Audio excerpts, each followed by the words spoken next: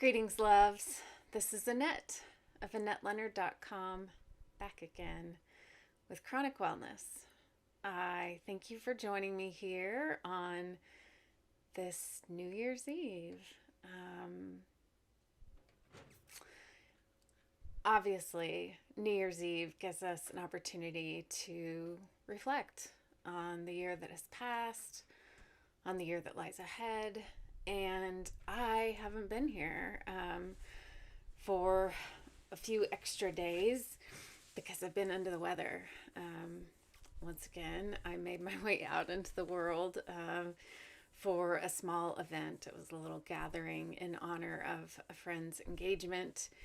And I thought, I'll double mask, and it's a controlled environment. We know that there are just a few people going to be there, and I won't take off my mask. All the things. And still, I got sick from being there. And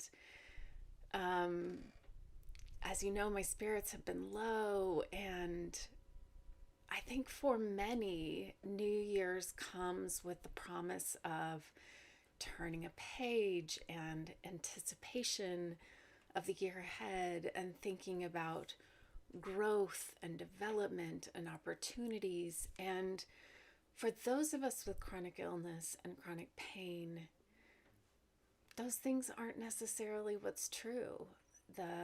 We look ahead at perhaps decline, perhaps our world shrinking further, and no new opportunities, and to be greeted with other people's resolutions and planning can be particularly stark contrast. And I'll say for myself that I continually am trying to find ways to reframe, ways to seek out fulfillment in light of those other kinds of achievement not being available for me, not being possible for me.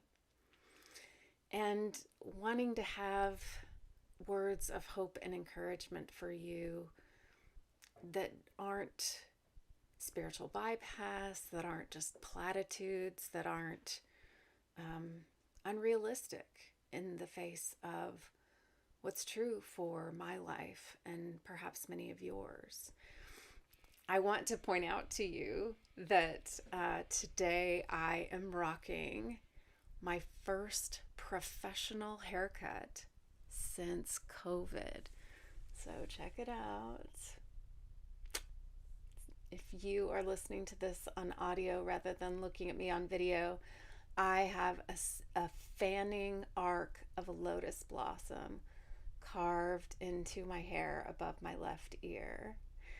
And then here on my right side, I've got a part line put in, and it's just, it felt risky, and yet there were ways in which my stylist was willing to control the environment for my presence that was really generous.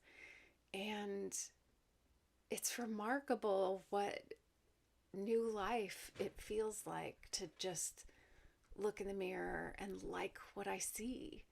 And that, folks, is the reason that I have a hairstyle. It was a commitment that I made to myself when I got off the transplant list, that I wasn't just gonna feel like I was giving up each day by not having something that I liked when I looked in the mirror. And it feels a bit absurd and sometimes decadent and ridiculous to go to such lengths to have a hairstyle when it's for almost no one. And I am at home 99.9995% of the time, but it's for me, and I am worth it. And that's the message I mean to send to you out and broadcast on the start of the new year, is that you are worth it.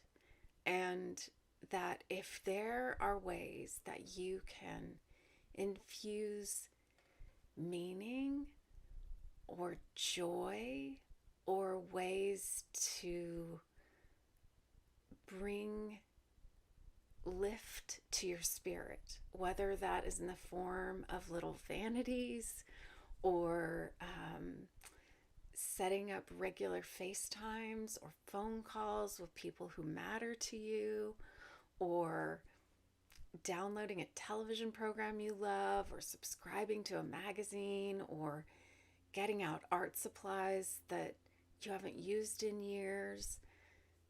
The world is hemming us in enough ways, and our bodies have enough limitations that it is imperative to find ways to feed your spirit. And so call forth new energy, new meaning, new ways to tend to your soul on this, the beginning of a new year. And be sure to tell us what those things are, because the things that spark joy or positivity or creativity in your world might be reminders to others of us about ways that we might expand the horizons of ours. All right, folks, I am wishing you the very best, and I thank you for being here with me on this, the last night of the year. And until we're together again, I hope that you are finding ways to be well. All the best. See you in 2023.